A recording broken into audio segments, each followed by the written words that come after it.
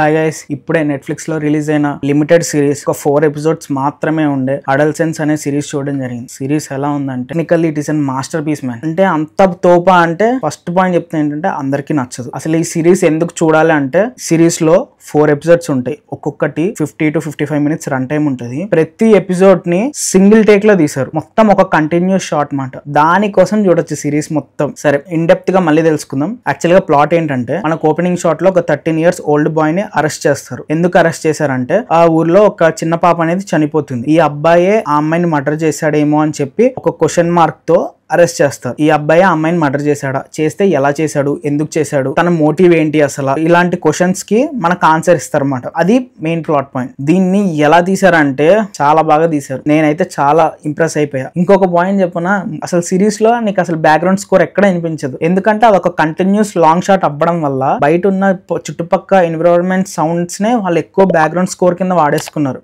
అక్కడక్కడ కొంచెంగా అనిపిస్తుంది అంతే. యాక్చువల్ గా దీంట్లో ఇంకా బాగా నచ్చిన విషయం ఏంటంటే ఈ సిరీస్ లో 4 ఎపిసోడ్స్ ఉంటాయని చెప్పా కదా, నేను పెద్దగా రివీల్ చేయను, కానీ ఎపిసోడ్స్ లో అసలు ఏమేమి జరుగుతుందని పైపైన చెప్పి ఫస్ట్ ఎపిసోడ్ లో ఏంటంటే మనకి బేసిక్ గా అబ్బాయిని అరెస్ట్ చేస్తారు. తర్వాత పోలీస్ స్టేషన్ లో పెట్టే ఆ ప్రొసీజర్ సీన్స్ ఉంటాయి. ఆన్ పాయింట్ చాలా పర్ఫెక్ట్ గా చూపిస్తారు. అంటే ఇప్పుడు నిజంగా ఒకళ్ళని అరెస్ట్ చేస్తే ఓహో వీళ్ళందరూ ఇవన్నీ చెయ్యాలా, ఇలా వెళ్తుందా ప్రొసీజర్ అనేది, అవైతే చాలా బాగా చూపించారు. అది కూడా ఒక సింగిల్ టేక్ లో. సెకండ్ ఎపిసోడ్ వచ్చేసరికి మనకి ప్యూర్ గా ఇన్వెస్టిగేషన్ ఉంటుంది.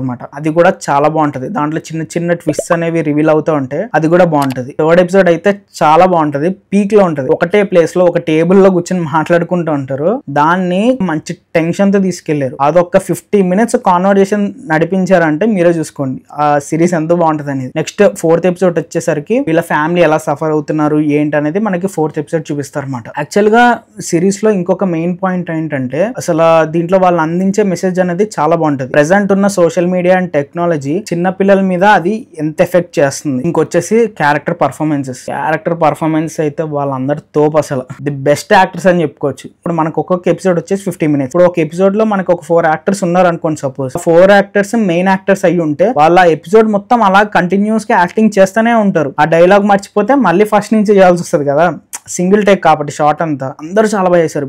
బేసిక్ గా అసలు ఫస్ట్ అందరికన్నా బాగా చేసింది ఆ చిన్న పిల్లాడు ఎవడైతే ఉన్నాడో 13 years ఓల్డ్ కిడ్, వాడైతే ఇచ్చి పడేసాడు. యాక్టింగ్ చాలా బాగా చేశాడు. మిగతా వాళ్ళు కూడా అందరూ బాగా చేశారు. పోలీస్ ఆఫీసర్ కానీ చిన్న బాబు ఫాదర్ ఎవరైతే ఉన్నాడో అతను కూడా చాలా బాగా చేశాడు. వాళ్ళ ఫ్యామిలీ మెంబర్స్ కానీ అందరూ బాగా చేసేసారు. మనం ఎవరికి పేరు పెట్టలేమన్నమాట దీంట్లో. కానీ ఒక్కటి ఏంటంటే కొంతమందికి సిరీస్ అనేది బోర్ కొట్టచ్చు.